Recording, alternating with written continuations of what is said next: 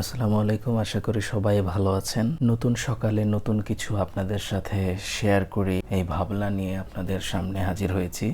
আমি চেষ্টা করছি আপনাদেরকে সুন্দর করে দেখানোর জন্য। একটু ভুল ভ্রান্তি তো হয়ে যায়, মানুষ মাত্র ভুল। আমার এই ভিডিও দেখার পরে আমাকে পরামর্শ দিতে পারেন যে আসলে কিভাবে করলে আরো ভালো হয়, কারণ আমি প্রথম আপনাদের সাথে এমন লেখালেখির ভিডিও শেয়ার করছি। আজকে লিখব হচ্ছে সূরা ইয়াসিনের কিছু আয়াত। ওইখানে লিখলাম হচ্ছে বিসমিল্লাহির রহমানির রহিম। এখন শুরু করব হচ্ছে ইয়াসিন।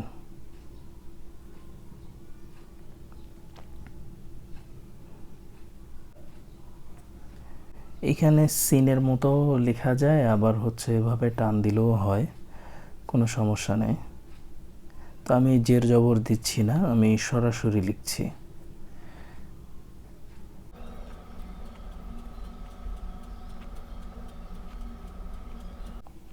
এখানে লিখলাম হচ্ছে ইয়াসিন ওয়াল কুরআনিল হাকিম। তারপরে হচ্ছে ইন্নাকা লামিনাল মুরসালিন।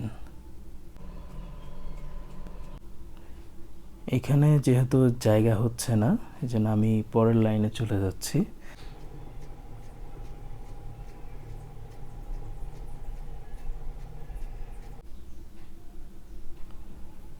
এটা হচ্ছে প্রথম আয়াত, মানে প্রথম অংশ।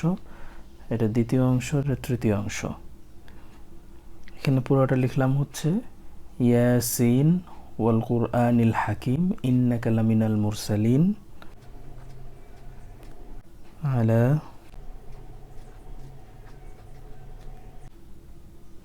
সিরাতিম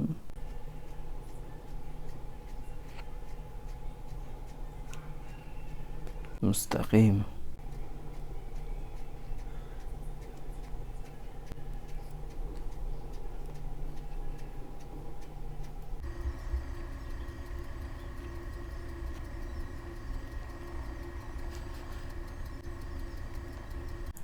তো এখানে লিখলাম হচ্ছে বিসমিল্লাহির রহমানির রহিম ইয়াসিন ওয়াল কুরআনিল হাকিম ইন্নাকা লামিনাল মুরসালিন